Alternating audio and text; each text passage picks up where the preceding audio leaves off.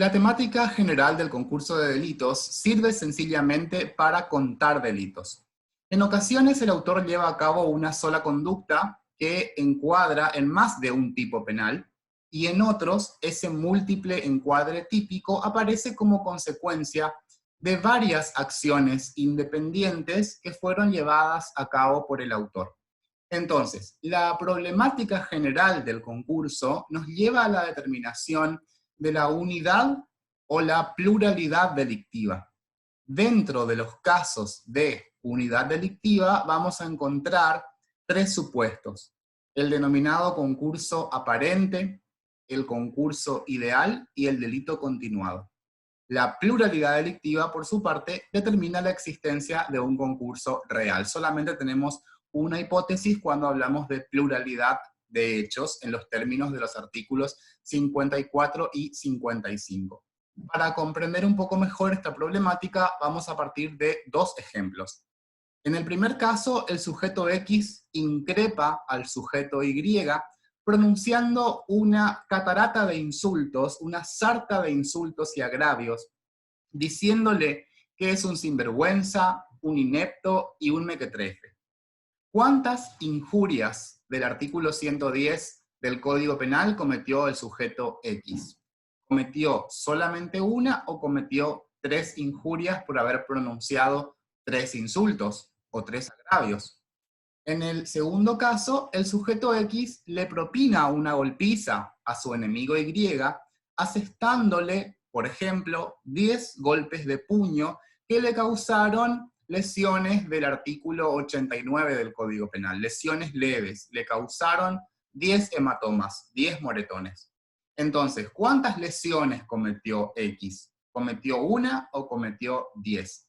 Para poder responder a estos interrogantes, debemos echar mano de los principios generales del concurso de delitos. Existen dos principios comunes a toda la temática concursal, que son: el primero tiene que ver con cuestiones filosóficas y cuestiones de justicia, que se denomina cada delito debe ser penado. Este primer principio es un principio de filosofía y estricta justicia que determina que quien ha cometido más de un delito se haga acreedor de más de una pena, consecuentemente. Esto implica que ningún delito debe quedar impune y que debe valorarse cada uno de ellos en la construcción de la respuesta punitiva. La respuesta punitiva es la pena. La pena tiene que ser una sola, entonces en la construcción, por el principio de unidad de la respuesta punitiva, en la construcción de esa pena, tenemos que valorar todos los delitos o todas las circunstancias típicas que hayan acontecido, que hayan sido llevadas a cabo por el autor. Eso es sumamente importante. Por otra parte, un segundo principio, que es el complemento del primero, nos dice que está prohibida la doble desvaloración. Y este principio es una emanación de otro principio, que es un principio procesal penal, que es denominado non bis in idem. Esto implica que no puede castigarse más de una vez por el mismo delito, y también que no puede valorarse negativamente más de una vez el mismo elemento. Entonces, si bien tenemos que imponer una pena por cada uno de los delitos o cada una de las circunstancias típicas que han sido cometidas por el autor, no podemos valorar negativamente más de una vez una misma circunstancia. Si ya valoramos una vez una circunstancia típica, no podemos valorarla negativamente por segunda vez. Esta es una derivación del principio del non bis in idem. No se puede valorar negativamente más de una vez un mismo elemento típico.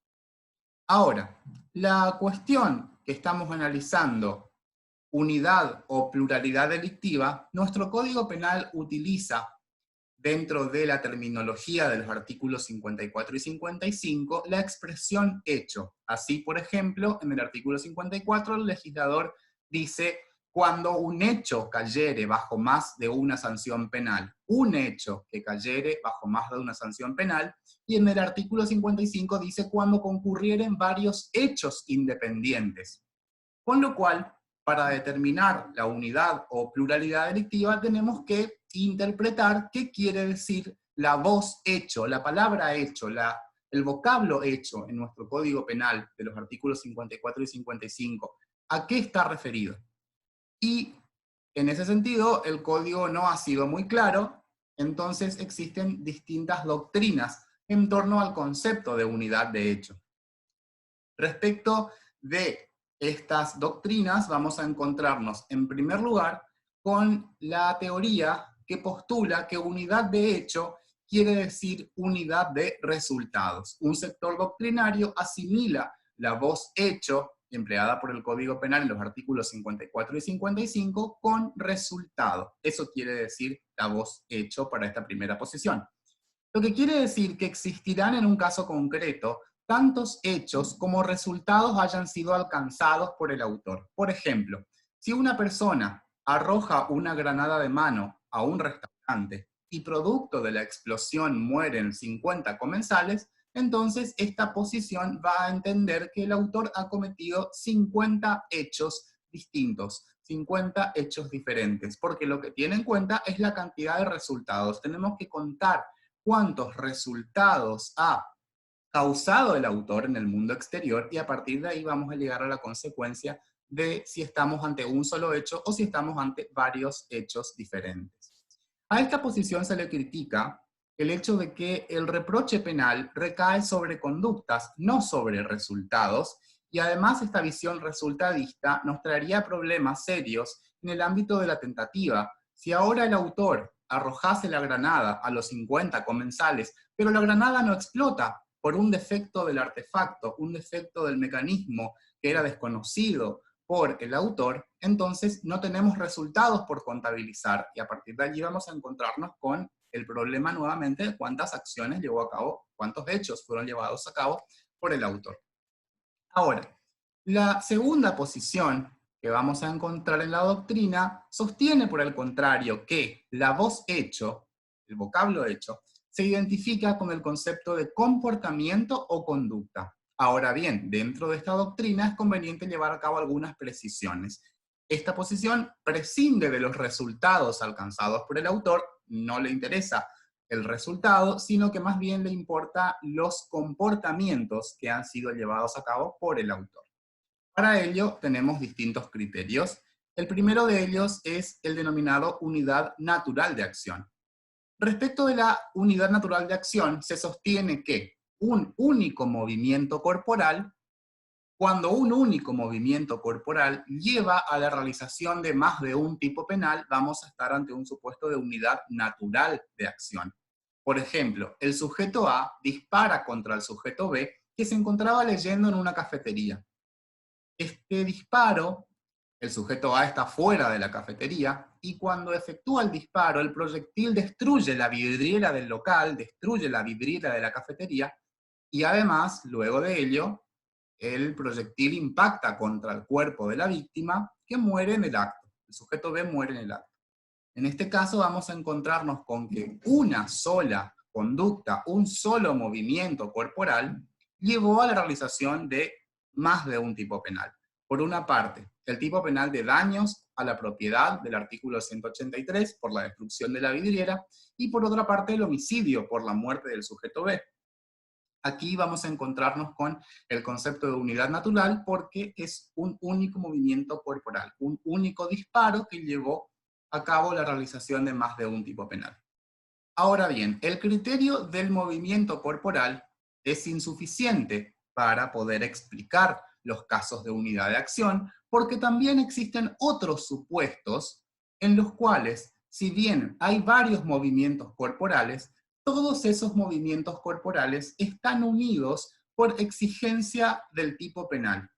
Los varios movimientos corporales están unidos porque el tipo penal así lo exige. Entonces, la unidad típica de acción tiene lugar cuando por razones jurídicas varios movimientos corporales derivan en una sola acción, en una única acción, por exigencias del tipo penal. Es decir, el tipo penal exige para su comisión varias conductas. Esto ocurre generalmente con los denominados delitos complejos, como el delito de estafa. En el delito de estafa se requiere un ardid, o un engaño que produzca un error en otra persona para que la víctima lleve a cabo una disposición patrimonial perjudicial. Entonces son varios los elementos del delito de estafa, no es un único disparo como en el ejemplo anterior. O en el delito de robo, donde el autor lleva a cabo el apoderamiento de una cosa mueble, total o parcialmente ajena, valiéndose para ello de la fuerza sobre las cosas o bien de la violencia física en las personas. Por ejemplo, el sujeto que rompe la ventanilla de un auto estacionado para sustraer una cartera. Acá hay dos acciones en sentido natural. Si tenemos que contar las acciones llevadas a cabo por el ladrón en sentido naturalístico, es decir, tenemos que contar los movimientos corporales de nuestro ladrón, vamos a encontrar que son por lo menos dos movimientos corporales.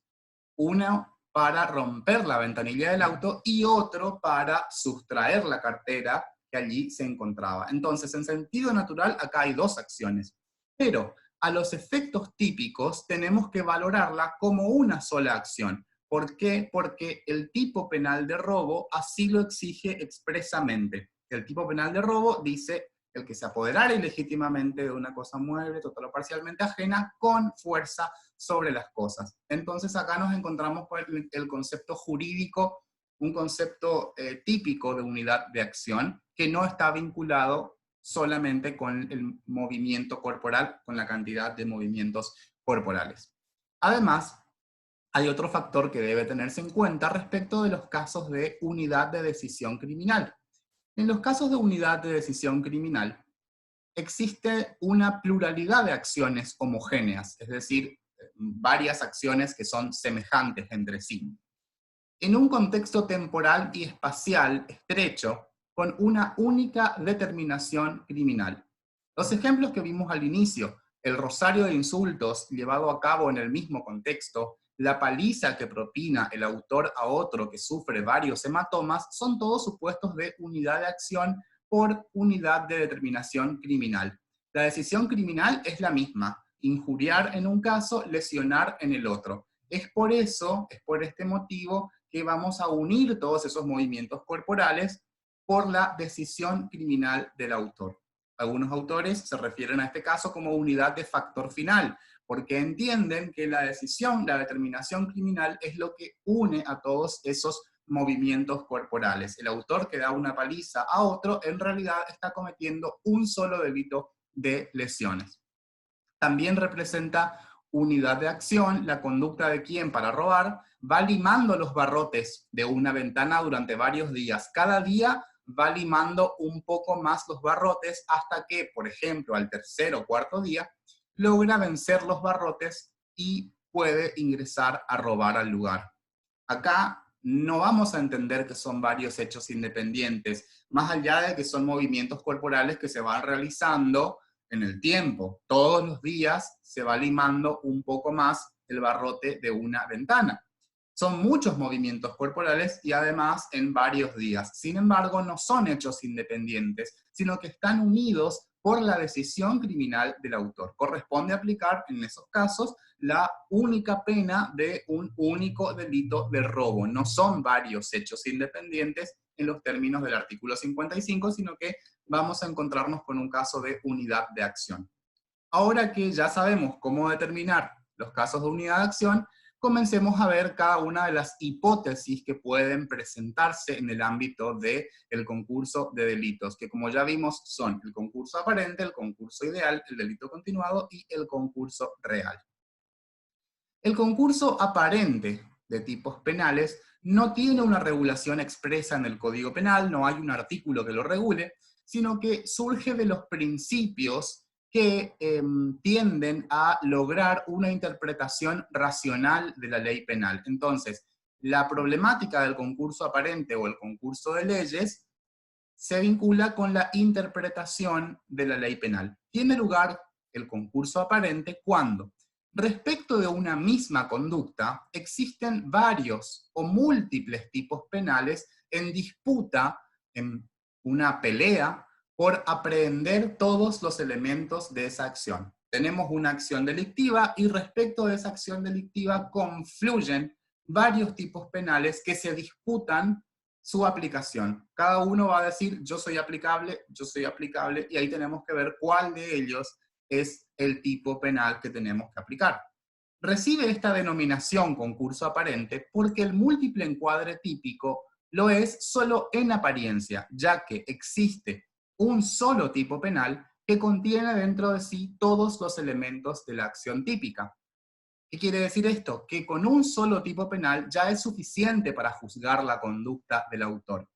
Quiere decir que en el concurso aparente, un solo tipo penal desplaza a los demás, que también intentaban atrapar la conducta del autor. Como dijimos, varios tipos penales quieren quedarse con esa conducta, pero solamente uno de ellos lo va a lograr desplazando al resto. Por ende, en el concurso aparente encontramos un tipo penal desplazante, que es el único tipo que vamos a aplicar, y uno o varios tipos penales desplazados. Esa es la característica del concurso aparente. Vamos a encontrar un tipo penal desplazante y uno o más tipos penales desplazados. Pero el desplazante en el concurso aparente es solamente uno. Este desplazamiento puede tener lugar por alguna de las siguientes relaciones. Son 3 casos de relaciones los que vamos a encontrar en el ámbito del concurso aparente. Son la especialidad, la consunción y la subsidiariedad. El principio de especialidad, esta relación supone la existencia de un tipo penal genérico y otro tipo penal que podríamos denominar específico. El tipo específico es aquel que contiene más detalles o describe más acabadamente la conducta que el tipo genérico. Su fundamento es que la ley especial deroga a la ley general. Por ejemplo, el sujeto A mata a su padre.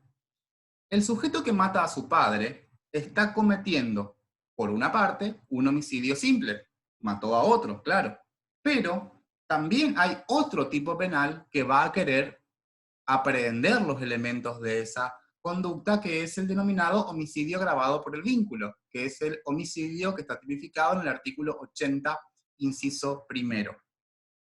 Esta relación también va a existir entre el delito de hurto y el delito de robo, porque el robo no es más que un hurto agravado. Si tomamos los artículos 162 y 164, vamos a ver que el robo repite prácticamente todos los elementos del delito de hurto y le agrega 2 elementos más, que son la fuerza en las cosas y la violencia física en las personas. En la relación de especialidad, lo que tenemos que determinar es cuál de los tipos penales en disputa describe mejor la conducta cometida por el autor. ¿Cuál de los 2 tipos penales es el que describe más detalladamente, el que nos da más detalles, el más específico? Y vamos a aplicar el tipo penal específico, no el genérico. El específico es el tipo penal desplazante. El tipo penal específico va a desplazar al tipo penal genérico. Vamos a ver el ejemplo con lo que habíamos trabajado recién. El sujeto que mata a su padre. Por una parte mata a otro. Ese es el tipo genérico. ¿Por qué es un tipo genérico el homicidio simple? Porque nos dice el que matare a otro, no importa cuál es ese otro. Es genérico ese tipo penal. Decir matar a otro no nos da ningún detalle, no especifica a quién estamos matando. Ahora bien, el homicidio agravado por el vínculo del 80 inciso primero repite los 2 primeros elementos, porque el que mata a su padre mata a otro, pero además de eso, el 80 inciso primero agrega un elemento más específico, más detallado, que es el vínculo.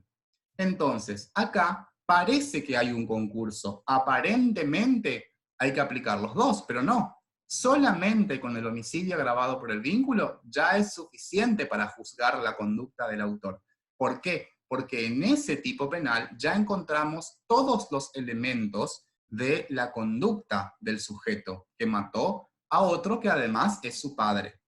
Por ello, a la pregunta que nos hicimos hoy, ¿cuál de los 2 tipos penales es más detallado, es más específico? Tenemos que responder es el tipo del 80, inciso primero del Código Penal. Describe mejor la conducta el delito de parricidio, también denominado homicidio agravado por el vínculo. Lo mismo ocurre con el hurto y el robo. Es la misma relación. El delito de hurto consiste en el apoderamiento ilegítimo de una cosa mueble total o parcialmente ajena. El robo consiste en lo mismo, pero con fuerza en las cosas o violencia física en las personas. Entonces, el sujeto que comete un robo también comete un hurto. También comete un hurto el que comete un robo. Sin embargo, solamente hay que aplicar el robo porque ya el robo contiene dentro de sí todos los elementos del delito de hurto más elementos específicos que son la fuerza en las cosas y la violencia física en las personas. Entonces, si nosotros concursáramos idealmente en un caso concreto, si dijéramos esto es un concurso ideal, vamos a tener el problema de que vamos a estar penando 2 veces por el mismo elemento. Obsérvese en el cuadro que estamos viendo. El homicidio simple tiene 2 elementos, por decirlo, para simplificarlo, para decirlo más fácilmente. 2 elementos. El elemento A es matar. El elemento B es el otro. Cuando trabajamos el homicidio agravado por el vínculo, vamos a ver que son 3 sus elementos. El elemento A es el mismo, es la misma conducta típica. El elemento B, la víctima es otro, obviamente. Y además se suma el elemento C, que es el vínculo existente entre autor y la víctima. Si nosotros lleváramos a cabo un concurso entre estas 2 figuras penales, vamos a estar violando el segundo principio de la temática concursal, que es la prohibición de doble desvaloración, también entendida como el non bis in idem. Si hiciésemos un concurso ideal, acá estamos penando 2 veces los elementos A y B. Por ese motivo, esto no puede ser un concurso ideal, solamente puede ser un concurso aparente. Lo mismo sucede respecto de otros tipos penales, donde la relación no es tan literal. Por ejemplo, en el Código Penal tenemos en el artículo 130 el delito de rapto, en el artículo 141 el delito de privación ilegal de la libertad. Vamos a imaginar un caso donde una persona utiliza la violencia para secuestrar a otra, para privar a otra de su libertad, pero con la finalidad específica de abusar sexualmente de ella. No la secuestra por cualquier motivo, sino que lo hace para lograr el abuso sexual. Y antes de que el sujeto logre abusar sexualmente de la víctima, es aprehendido. La víctima estaba privada de su libertad, pero no se ha llegado a la violación todavía. Bueno, ¿qué ocurre en este caso? ¿Cuál de los 2 tipos penales tenemos que aplicar? ¿El delito de rapto del artículo 130 o el delito de privación ilegal de la libertad del artículo 141? Para ello tenemos que ver el texto de estos 2 artículos y establecer cuál de los 2 es más específico, cuál de los 2 describe mejor la conducta. Comencemos leyendo el artículo 141 del Código Penal, que nos dice: será reprimido con prisión o reclusión de 6 meses a 3 años el que ilegalmente privare a otro de su libertad personal. Acá el autor está privando ilegalmente a otro de su libertad personal porque está secuestrándolo en contra de su voluntad, está usando la violencia. Entonces hay una privación ilegal de la libertad. El artículo 130, el delito de rapto, por su parte dice: será reprimido con prisión de 1 a 4 años el que sustrajere o retuviera una persona por medio de la fuerza, intimidación o fraude con la intención de menoscabar su integridad sexual. Entonces, nos hacemos la pregunta: ¿cuál de estos 2 tipos penales que acabamos de ver describe mejor la conducta que fue llevada a cabo por el autor? ¿El artículo 141 o el artículo 130? ¿Cuál es el tipo penal que tenemos que aplicar? Bueno, si nos dejamos llevar por el texto, claramente los tipos penales establecen cuándo se va a aplicar cada uno. Acá el autor secuestró a la víctima para violarla. Entonces, si secuestró a la víctima para violarla, el artículo 130 es más específico respecto del artículo 141. El 141 es el tipo genérico, el que nos dice el que privare a otro de su libertad personal. No nos dice para qué, simplemente el que privare a otro de su libertad personal. El 130 repite esta tipicidad, porque en definitiva los verbos típicos del artículo 130 están describiendo una privación de la libertad. Nos dice el que sustrajera o retuviera a otro. Entonces, pareciera que a nivel objetivo están describiendo a ambos una privación de libertad, pero, sin embargo, el rapto agrega un elemento más, que es la finalidad para la cual el autor llevó a cabo ese rapto, es decir, para abusar sexualmente de la víctima. Entonces, el tipo penal específico, en este caso, es el delito de rapto. No hacemos un concurso ideal, es un concurso aparente, solamente en apariencia estamos ante un concurso ideal. Parece que tenemos un concurso, pero en realidad no tenemos un concurso. Alcanza con un tipo penal que desplaza al resto. En este caso, el tipo penal desplazante es el tipo penal de rapto. El artículo 141 queda desplazado. No lo aplicamos al artículo 141 del Código. Bien. Luego vamos a encontrarnos con la segunda relación, que es la relación de consunción. La relación de consunción tiene lugar cuando todo el contenido de ilícito de un tipo penal ya se encuentra contenido dentro de otro, que desplaza al anterior. Aquí el tipo penal desplazante contiene dentro de sí totalmente al disvalor del delito desplazado. Por ejemplo, en el delito de robo agravado por efracción, del artículo 167, inciso tercero, vamos a encontrar que ya está contenido el disvalor de los delitos de violación de domicilio, del artículo 150, y el delito de daños a la propiedad del artículo 183. Leemos el texto del artículo 167, inciso tercero, que dice: será reprimido con prisión de 3 a 10 años si se perpetrare el robo con perforación o fractura de pared, cerco, techo o piso, puerta o ventana de un lugar habitado o de sus dependencias inmediatas. Esto quiere decir que tiene lugar un robo con efracción cuando el autor rompe la puerta, rompe la ventana de un lugar habitado, por ejemplo, una casa habitada, se introduce a la casa habitada para robar. Esa es la tipicidad, concretamente, esa es la conducta descrita por el artículo 167, inciso tercero.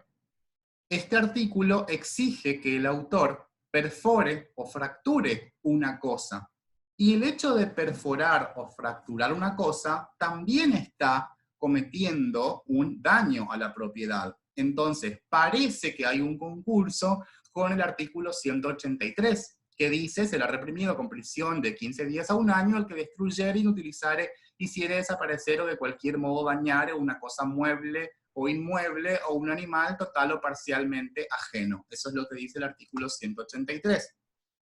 Entonces, para cometer un robo con efracción, yo tengo que cometer el delito de daños, prácticamente, porque tengo que destruir una cosa ajena, tengo que destruir una puerta, tengo que destruir una ventana, y además tengo que cometer el delito de violación de domicilio, que dice será reprimido con prisión de 6 meses a 2 años, si no resultara otro delito más severamente penado, el que entrare en morada o casa de negocio ajena, en sus dependencias, o en el recinto habitado por otro contra la voluntad expresa o presunta de quien tenga derecho de excluirlo. Esto quiere decir que el robo agravado por efracción ya contiene dentro de sí tanto a los daños contra la propiedad y a la violación de domicilio. Ambos tipos penales ya están contenidos, todo el disvalor de esos dos delitos ya está contenido dentro del robo agravado. Estos dos tipos penales van a ser los tipos desplazados y el tipo desplazante va a ser el robo agravado por efracción, ya que el tipo penal desplazante contiene dentro de sí todo el disvalor de acción de los otros dos delitos. Si nosotros hiciéramos un concurso ideal entre el robo agravado, violación de domicilio y daños a la propiedad, estaríamos vulnerando el principio non bis in idem. Estaríamos penando 2 veces por la conducta de daños, romper la ventana, y la conducta de ingresar al domicilio ajeno sin consentimiento del dueño o quien tiene el derecho de exclusión. Bien. Acá observamos cómo si hiciéramos un concurso ideal, que sí es un concurso, estaríamos afectando ese principio de prohibición de doble desvaloración. Estaríamos valorando 2 veces en forma negativa el mismo elemento. Otro ejemplo de la relación de consunción es el que se da entre el delito consumado y la tentativa. El delito consumado contiene dentro de sí a la tentativa. El delito consumado es el tipo penal desplazante y la tentativa queda desplazada. Por ejemplo, el autor comienza a matar a otro dándole varias puñaladas. La víctima muere con la 10ª puñalada. Con la puñalada número 10, allí recién tiene lugar la muerte de la víctima. A nadie se le va a ocurrir penar por homicidio y por tentativa de homicidio, a pesar de que primero el autor cometió una tentativa de homicidio, porque para consumar un delito primero hay que intentarlo. No nos olvidemos que la consumación es la última de las etapas del iter criminis, pero para llegar a la consumación primero tuvimos que haber pasado por el comienzo de ejecución.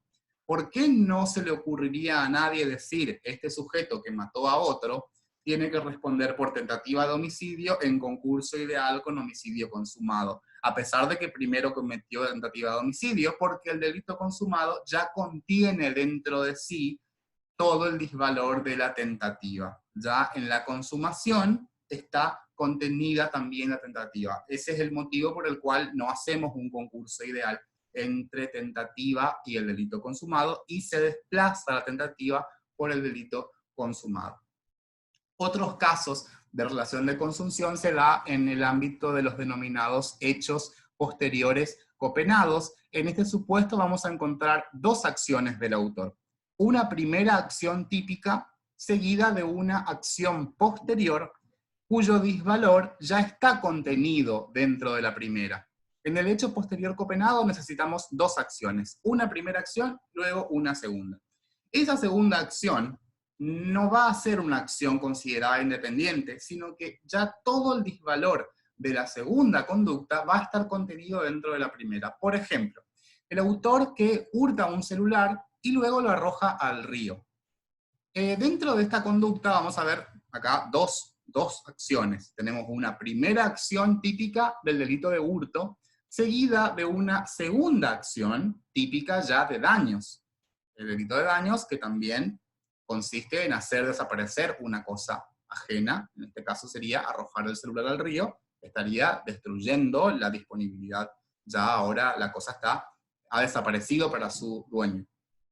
Aquí, el hurto desplaza al daño. ¿Por qué? Porque cuando el autor hurtó el celular, ya destruyó la relación de disponibilidad de la víctima con la cosa. La víctima ya perdió la cosa con el hurto. Ahora, destruir la cosa, arrojar el celular al río, no aumenta la ilicitud del hurto, sino que ese segundo hecho, esa segunda acción, ya está contenida dentro de la primera. En ese caso, al autor solamente le vamos a imputar un hurto, no le vamos a imputar el hurto en concurso con el delito de daños, porque es el mismo bien jurídico en definitiva el que se está afectando.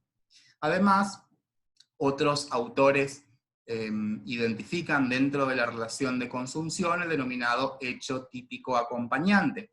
El hecho típico acompañante aparece, por ejemplo, entre los delitos de lesiones y homicidio. Yo para matar a una persona primero la tengo que lesionar, porque para atentar contra la vida de una persona hay que atentar contra su integridad física primero. Entonces, si yo mato a una persona causándole muchas lesiones, no vamos a hacer un concurso entre lesiones y homicidio, sino que ya el homicidio contiene dentro de sí a las lesiones, por esa relación en la cual es un hecho típico acompañante. Las lesiones serían un hecho típico acompañante y solamente tenemos que imponer la pena del homicidio, a pesar de que le hayamos causado lesiones también a la víctima. Es por eso que no hay que usar el criterio de unidad de resultados para determinar la unidad de acción. ¿Puede haber varios resultados? Puede haber varios resultados, pero si varios resultados son producto de una sola acción, no va a haber pluralidad de acciones. Por último, la relación de subsidiariedad es la última que aparece dentro de los principios del concurso aparente. La subsidiariedad existe cuando un tipo penal solamente es aplicable de forma auxiliar, cuando no corresponda a la aplicación de otra figura delictiva. Esta subsidiariedad generalmente aparece en forma expresa. La subsidiariedad expresa existe cuando el propio tipo penal se autoexcluye, porque en forma expresa en su texto así lo establece. Vamos a ver dos ejemplos. El delito de violación de domicilio del artículo 150 y el delito de las lesiones leves del artículo 89 del Código Penal. Está subrayada en el texto cuál es la subsidiariedad expresa. Será reprimido con prisión de 6 meses a 2 años si no resultare otro delito más severamente penado. Esto quiere decir que el propio tipo penal se está autoexcluyendo y diciéndonos a nosotros: buen intérprete del derecho penal, señor estudiante del derecho penal, a mí usted me tiene que aplicar solamente si violando un domicilio no resultó otro delito más severamente penado. A mí aplíqueme solamente si no resultó otro delito más severamente penado. Si lo que resultó es un delito menos penado que yo, que tiene menos pena que yo, es decir, que tenga menos pena que 6 meses a 2 años, solamente ahí me aplican. Si resultó un delito más severamente penado, aplique el delito más severamente penado, que ya vimos un ejemplo hoy con el delito de robo agravado por efracción. En el delito de robo agravado por efracción, el autor rompe una puerta en un lugar habitado, ingresa violando el domicilio, pero el 150 nos va a decir no. Mire la pena que tiene el artículo 167, inciso tercero. El artículo 167, inciso tercero, tiene más pena que yo, diría el artículo 150. El artículo 167 tiene pena de prisión de 3 a 10 años. Entonces nos va a decir, como él tiene más pena que yo, a él lo tiene que aplicar, no a mí. Eso es lo que nos está diciendo el delito de violación de domicilio. Lo mismo nos dice el artículo 89, el delito de lesiones leves, cuando en su última parte nos dice que será reprimido el que causare a otro un daño en el cuerpo o en la salud que no esté previsto en otra disposición de este código, es lo que dice el artículo 89. Nos va a decir lo mismo que nos dijo el delito de violación de domicilio. A mí aplíqueme usted solamente si no se produjo un daño previsto en otra disposición del código. Concretamente se está refiriendo a las lesiones del artículo 90 y 91, que son las que siguen. Las lesiones del 90 y el 91 sí especifican concretamente cuáles son los distintos supuestos, la pérdida de un miembro en el caso de las lesiones gravísimas, la inutilidad laboral por más de un mes en el caso de las lesiones graves, deformación permanente del rostro. Entonces, el artículo 89 nos va a decir, si tuvo lugar la deformación permanente del rostro de la víctima, a mí no me tiene que aplicar el artículo 90, que es el que prevé expresamente esa hipótesis. Solamente cuando el daño que sufrió la víctima no está ni en el 90 ni en el 91, solamente ahí me tienen que aplicar a mí. Bien, esas son las 3 relaciones existentes para el concurso aparente de tipos penales. Además, la subsidiariedad puede ser tácita. La subsidiariedad tácita tiene lugar respecto de ciertos tipos penales que podríamos denominar progresivos, donde se protege al bien jurídico de forma gradual, y es lo que pasa con las lesiones graves y gravísimas. Porque las lesiones gravísimas del artículo 91 ya comprenden, ya contienen también dentro de sí a las lesiones graves. ¿Qué quiere decir esto? Que las lesiones graves son subsidiarias respecto de las gravísimas. Si no podemos aplicar las lesiones gravísimas, queda subsidiariamente la posibilidad de aplicar las lesiones graves. Esas son las 3 relaciones entonces existentes para la determinación de un concurso aparente. El concurso ideal se encuentra regulado en el artículo 54 del Código Penal en los siguientes términos. Dice el Código: cuando un hecho cayere bajo más de una sanción penal, se aplicará solamente la que fijare pena mayor. Es decir, los elementos del concurso ideal es la unidad de acción, ya que nos dice cuando un hecho, y pluralidad de encuadres típicos, es decir, más de un tipo penal. En el esquema podemos ver cómo a partir de una única acción se ponen en movimiento más de un tipo penal, por lo menos 2. En el ejemplo que tenemos en el esquema vemos 3, pero podrían ser, aunque sea, por lo menos 2. Una única acción y más de un tipo penal, más de un encuadre típico, esos son los elementos que componen el concurso ideal. En el concurso ideal sí estamos ante un concurso. A diferencia del concurso aparente, que no es propiamente un concurso, aquí sí estamos ante un concurso. Ya no nos alcanza con un solo tipo penal para juzgar la conducta del autor. No tenemos un tipo penal desplazante, sino que vamos a aplicar a un mismo caso más de un tipo penal. El concurso ideal tiene lugar cuando el autor, por medio de una única acción, pone en movimiento más de un tipo penal afectando más de un bien jurídico. Es decir, en el concurso ideal, también denominado concurso formal de delitos, el autor efectivamente con una sola acción produce más de una lesión jurídica. Por ejemplo, en los casos de aberratio ictus o de error en el golpe, donde el autor dispara un arma de fuego de largo alcance contra el sujeto X, cuando sorpresivamente se cruza el sujeto Y en la trayectoria del proyectil y pierde la vida como producto de ese disparo. Aquí vamos a encontrar una unidad de acción, un único disparo, que realiza más de un tipo penal: tentativa de homicidio respecto de X y homicidio culposo respecto de Y. Ahí vamos a encontrarnos con todos los elementos de un concurso ideal. Una acción única, que es el disparo, y más de un tipo penal puesto en movimiento: la tentativa de homicidio y el homicidio imprudente. Dentro del concurso ideal vamos a poder encontrar el denominado concurso ideal heterogéneo, cuando una sola acción realiza más de un tipo penal. Una sola acción realiza más de un tipo penal. Por ejemplo, si el autor coloca una bomba en la limusina de un funcionario y, producto de la explosión de la bomba, se produce la muerte de la víctima y a la vez se produce la destrucción de la limusina. En ese caso, una única conducta llevó a cabo el tipo penal de homicidio y también el tipo penal de daños a la propiedad. Es decir, una sola acción realiza tipos penales diferentes. Uno es el daño a la propiedad por la destrucción de la limusina y otro es el delito de homicidio por la muerte de la víctima, que en este caso es el funcionario.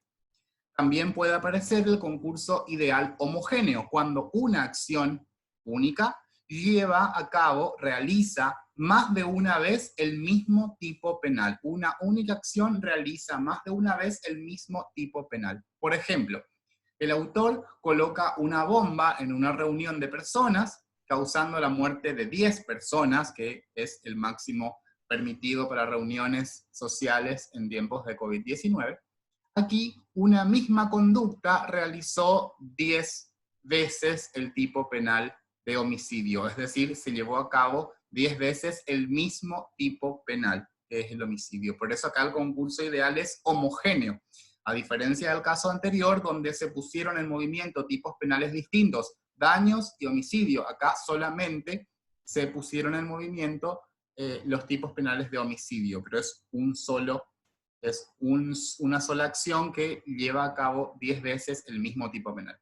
Cabe aclarar que respecto de este último caso, el supuesto de la bomba en una reunión social, hay autores que entienden que en los supuestos de bienes jurídicos personalísimos, como es la vida, cada vida humana representaría un valor autónomo y entienden que aquí hay que aplicar el criterio de unidad de resultados.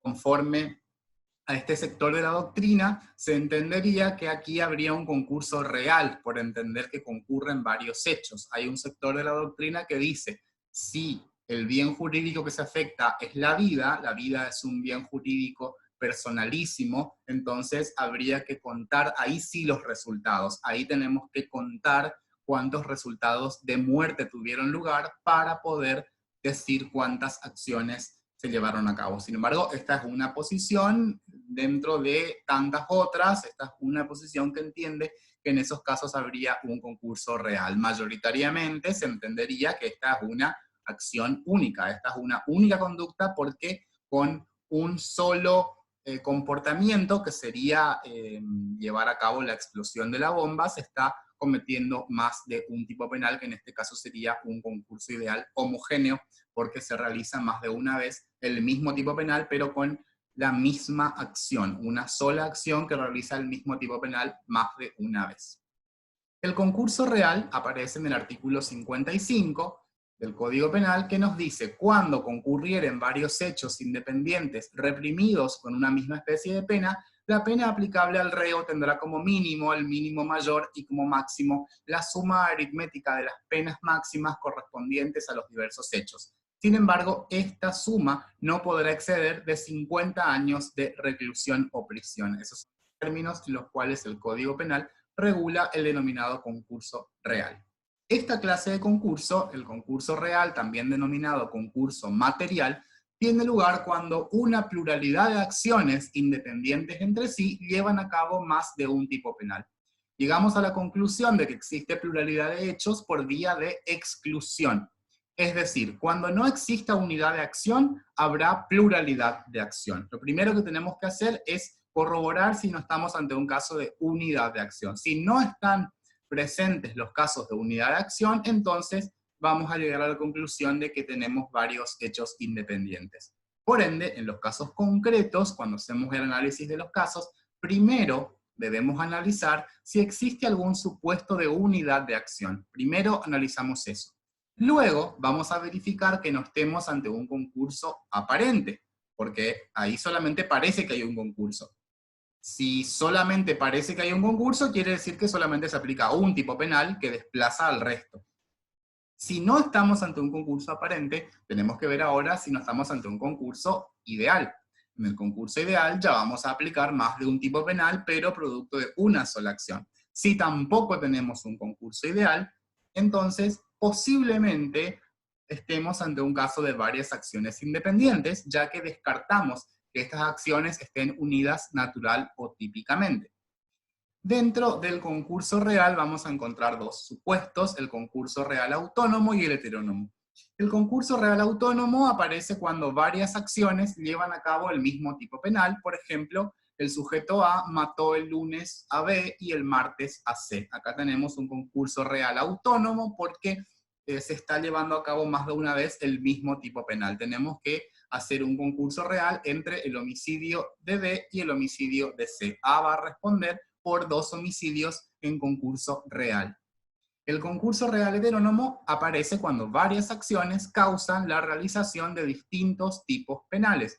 Por ejemplo, el sujeto A cometió un robo el lunes y al día siguiente comete una estafa. Acá el sujeto A va a responder por hurto o robo en concurso real con una estafa, ya que se llevan a cabo en momentos distintos, son acciones completamente independientes la una de la otra. La consecuencia procesal del concurso real es que el autor va a ser juzgado en un solo proceso penal por el mismo tribunal por el principio de unidad de la respuesta punitiva. ¿Qué quiere decir unidad de la respuesta punitiva? Que la pena es una sola. Entonces, si el sujeto llevó a cabo varias acciones independientes por medio de las cuales ha llevado a cabo distintos tipos penales, tiene que haber unidad respecto del juzgamiento. Un solo órgano jurisdiccional debe llevar a cabo el juzgamiento de todos esos delitos. Entonces se va a elaborar un concurso real y, en definitiva, las consecuencias más importantes van a ser en el ámbito procesal penal. En el esquema que estamos viendo podemos ver cómo tres acciones que son independientes entre sí llevan a cabo tres tipos penales, el tipo penal 1, 2 y 3.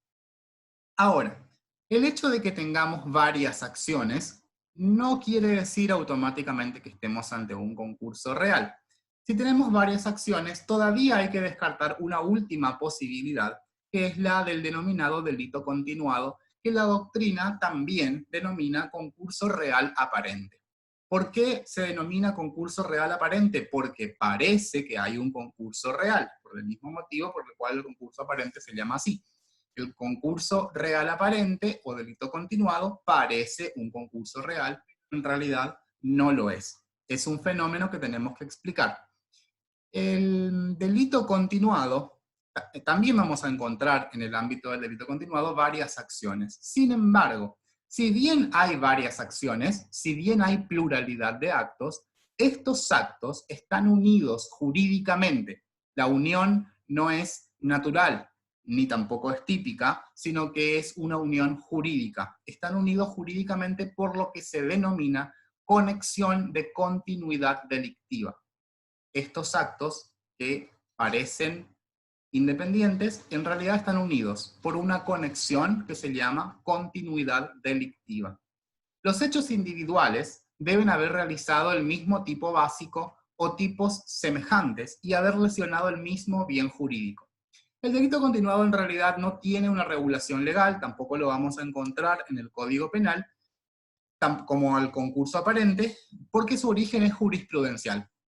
El origen del delito continuado se da en la jurisprudencia para evitar caer en los excesos del concurso real, que podrían llevar, como oportunamente veremos cuando estudiemos las consecuencias punitivas del concurso real, a una escala penal extremadamente elevada por la realización de delitos menores. El ejemplo clásico de delito continuado es uno muy antiguo en el cual una mucama, para apoderarse de un collar de perlas, sustrae una perla por día durante todo un mes, para que su empleadora no note tan fácilmente la ausencia del collar. Por lo tanto, va sustrayendo una perla cada día durante todo el mes. Aquí, aparentemente, hay 30 hurtos. Pareciera que hay 30 hurtos porque todos los días la mucama sustrae una perla del cajón de su empleadora. Ahora, la doctrina considera que este es un caso de delito continuado, lo que nos llevaría a la consideración de los 30 hurtos como si fueran uno solo. Por eso es una unidad jurídica, no es una unidad natural porque obviamente son 30 movimientos corporales distintos. Tampoco es una unidad típica porque el hurto no exige semejante reiteración de actos, pero sí es una unidad jurídica. Y los elementos o los requisitos del delito continuado son, por una parte, la pluralidad de acciones homogéneas, que quiere decir que deben existir dos o más acciones similares en su forma de ejecución. Deben ser similares, deben parecerse. Por otra parte, debe existir unidad de lesión. Los tipos penales realizados deben ser idénticos entre sí, o por lo menos la figura básica. Tiene que existir identidad del bien jurídico lesionado y del titular del bien jurídico en cuestión. Por último, debe existir unidad de dolo. El dolo debe ser global, abarcativo de cada uno de los actos con ánimo de continuación. El autor debe querer el hecho como un todo. Es eso lo que da unidad a las distintas acciones que tienen lugar en el delito continuado. El dolo único que tiene el autor, la conexidad, el ánimo de continuar, el ánimo de continuación, como hoy habíamos señalado. El autor debe querer el hecho en forma global. Esto lo podemos ver claramente en el caso de la mucama y el collar de perlas. El dolo global de ella lo constituye el hecho de querer apoderarse de todo el collar. Ella no quería apoderarse nada más que de una perla, no quería apoderarse de un par de perlas en forma aislada, ella quería todo el collar de perlas, pero decidió sustraer cada día una perla para que la ausencia del collar no se note tan subrepticiamente. Lo que caracteriza además al delito continuado es que si interrumpimos la continuación de actos, ya tendremos un delito consumado. Cada acto implica de por sí la consumación del tipo penal. Por ejemplo, si alguien descubre a la mucama cuando está hurtando la 10ª perla, ya hurtó 9 y en el momento en que está hurtando la número 10, alguien la descubre y por supuesto ese hurto va a quedar en grado de tentativa, el hurto de la número 10. Pero todos los hurtos anteriores ya consumaron el delito de hurto. Entonces, por más que interrumpamos la progresión, la continuidad, ya los hechos anteriores nos llevan a la consumación de un único delito de hurto. Por eso, el delito continuado está dentro de las hipótesis de unidad delictiva, a pesar de que hay varias acciones. Con lo cual, recordamos y llegamos a la conclusión de que dentro de la temática de la unidad y pluralidad de delitos, solamente hay pluralidad en los casos de concurso real. Todos los demás casos, concurso aparente, delito continuado y concurso ideal, son supuestos de unidad de acción. Con lo cual, lo más importante es aprender cuándo hay unidad de acción, porque por exclusión vamos a obtener al concurso real. Veamos ahora cuáles son las consecuencias punitivas. Consecuencias punitivas quiere decir consecuencias en el ámbito de la pena, porque tenemos que aprender a construir las escalas penales en los casos del concurso ideal y el concurso real, sobre todo, que son los que llevan a la aplicación de más de un tipo penal. En el concurso aparente y en el delito continuado no tenemos más de un tipo penal, así que aquí no tenemos ninguna escala penal que construir. Sí tenemos que construir escalas penales en el concurso ideal y el concurso real.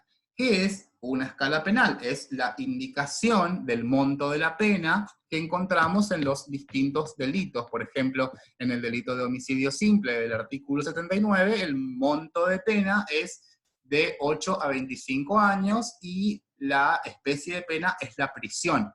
El juez cuenta a la hora de juzgar un delito, por lo menos las penas denominadas divisibles en el tiempo, cuenta con un mínimo y con un máximo. No puede excederse del máximo. Las penas perpetuas, por ejemplo, no son divisibles, con lo cual allí no hay un margen de valoración. Sin embargo, esto sí ocurre en los casos en los cuales encontramos un mínimo y un máximo. ¿Cómo se construyen los mínimos y los máximos en los distintos casos? Bueno, el concurso ideal se basa en el denominado principio de absorción. ¿Qué quiere decir principio de absorción? Lo que establece el artículo 54 en su última parte. Se aplicará solamente la que fijare pena mayor. Eso quiere decir que la pena mayor es la que va a absorber a las otras penas y solamente vamos a usar la pena mayor para el juzgamiento. Vamos a ver un ejemplo. Vamos a suponer que un sujeto dispara contra otro que se encuentra detrás de una vidriera. Vamos a suponer nuevamente que se encuentra en una cafetería, en un restaurante. El autor aquí dispara destruyendo la vidriera de la cafetería y el proyectil causa lesiones graves a una persona que estaba por allí sentada y además el proyectil atraviesa a esta persona, continúa su trayectoria y causa la muerte de otra. Por medio de una sola acción, comete el autor o lleva a cabo, pone en movimiento tres tipos penales. El delito de daños del artículo 183, el delito de lesiones graves del artículo 90 y el delito de homicidio simple del artículo 79 del Código Penal. Cada uno de estos tipos penales presenta una escala penal, como vimos. El de daños tiene pena de prisión de 15 días a 1 año, lesiones graves la misma pena pero de 1 a 6 años, y el homicidio simple tiene prisión de 8 a 25 años. ¿Qué nos dice el código respecto del concurso ideal? Nos dice que aplicamos únicamente el delito que tenga pena mayor. ¿Cuál de estos tres delitos tiene pena mayor? El delito de homicidio simple. Entonces, nosotros vamos a usar la escala penal del homicidio simple de 8 a 25 años para el juzgamiento de los tres delitos. No quiere decir que el autor no va a responder por daños y lesiones graves. No, acá el autor responde por daños en concurso ideal con lesiones graves, en concurso ideal con homicidio simple. Pero la escala penal que vamos a usar para el juzgamiento va de 8 a 25 años de prisión. Seguramente el juez, cuando determine judicialmente la pena en concreto que va a merecer este sujeto, va a inclinarse más hacia el máximo, es decir, la pena que le va a corresponder a este hombre posiblemente esté más cerca de los 25 años que de los 8 años, porque dentro de esa escala penal tenemos que juzgar más de un delito. No es lo mismo matar solamente a una persona que además destruir una vidriera, causar lesiones graves a otro, pero ello es materia de análisis de una instancia posterior, que es la valoración judicial de la pena. Nosotros ahora solamente vamos a aprender a construir la escala penal del concurso ideal, que sería en este caso de 8 a 25 años. No tenemos que hacer ninguna operación matemática más que comparar los montos de las escalas penales. En el concurso real sí tenemos que hacer una operación matemática porque el artículo 55 nos dice que cuando concurrieren varios hechos independientes reprimidos con una misma especie de pena, la pena aplicable al reo tendrá como mínimo el mínimo mayor y como máximo la suma aritmética de las penas máximas correspondientes a los diversos hechos. Entonces, en el concurso real rige el principio de aspersión, donde se aplica el mínimo mayor y la suma de los máximos para construir la escala penal. Vamos a imaginar, como encontramos en el esquema, que el autor cometió un día un hurto del artículo 162, que tiene pena de prisión de 1 mes a 2 años, al día siguiente cometió una estafa del artículo 172 del Código, con prisión de 1 mes a 6 años, y al día siguiente cometió un chantaje del artículo 169 del Código Penal, que tiene prisión de 3 a 8 años. En este caso, el autor pareciera inclinado a cometer delitos contra la propiedad, son todos delitos contra la propiedad, estos tres que estamos viendo. Ahora tenemos que construir la escala penal que le va a corresponder. ¿Cómo hacemos eso? El mínimo de la escala penal del concurso real de estos tres delitos va a ser el mínimo mayor. ¿Cuál de estos tres es el mínimo mayor? El mínimo de pena del chantaje, que tiene 3 años de prisión. 3 años es mayor que 1 mes, entonces el mínimo mayor es de 3 años. Y para el máximo vamos a utilizar la suma aritmética de los máximos. 8 más 6 más 2 nos da 16. Entonces, la escala penal que le correspondería a este sujeto por el concurso real de estos tres delitos es la prisión de 3 a 16 años, y ese va a ser el marco penal que tenemos que utilizar. Es por este motivo que el delito continuado surge para evitar estos excesos. Vamos a recordar el caso de la mucama de nuestro ejemplo, que sustraía todos los días una perla. Si considerásemos que sus conductas son independientes, debería responder por 30 hurtos en concurso real. El máximo de pena que tiene previsto el delito de hurto, fíjense, es de 2 años. Si la mucama cometió 30 hurtos en concurso real, el máximo de pena tendría que llegar hasta los 60 años. Tendría un máximo de pena de 60 años por un delito menor. Tiene menos pena el delito de homicidio. El delito de homicidio simple tiene pena de 8 a 25 años. ¿Cómo puede ser que una persona, por hurtar un collar de perlas, por más que lo haya hecho en forma continuada, en forma separada, reciba más pena que un homicida? Entonces, para evitar esos excesos en el concurso real es que surge la temática del delito continuado. Y en doctrina penal se cuestiona el máximo de pena de 50 años del artículo 55. El 55 en su último párrafo dice que la suma no podrá exceder de 50 años de reclusión o prisión. Eso quiere decir que por más que si sumamos los máximos de las penas de los delitos, si nos diera más de 50, vamos a quedar en 50. Acá, en este caso que estamos viendo, nos dio 16. Pero si la suma nos hubiera dado 55 años de prisión, entonces vamos a reducirla y nos quedamos en 50. No puede exceder de 50 años el máximo de pena en el concurso real. Si diera más de 50, de todas formas queda en 50 años. Y es criticable ese máximo de pena por la doctrina, se considera excesivo, ya que representaría prácticamente una condena a morir en prisión. Eso es lo que entiende hoy en día la doctrina y recomienda prudencia a la hora del juzgamiento, sobre todo porque 50 años es mayor al máximo de pena que tiene previsto el delito de genocidio. Se supone que el genocidio debería ser el delito más grave de todos, y es por eso que la doctrina critica el máximo de pena previsto para el concurso. Por último, las consecuencias punitivas del concurso aparente y el delito continuado son más sencillas, porque en el concurso aparente se aplica un solo tipo penal, que es el tipo penal desplazante.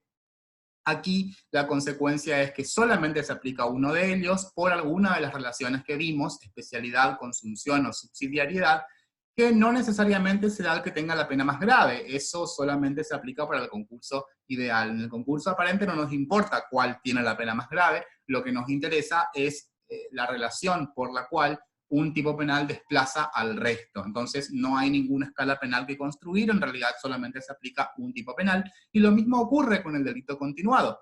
Como el delito continuado es un solo delito, solamente debe aplicarse ese delito, y el juez en todo caso valorará en la determinación judicial de la pena la forma de realización del hecho a través de varios actos. Pero en el concurso aparente y en el delito continuado solamente aplicamos un delito, con lo cual no tenemos que construir ninguna escala penal, a diferencia del concurso ideal y el concurso real.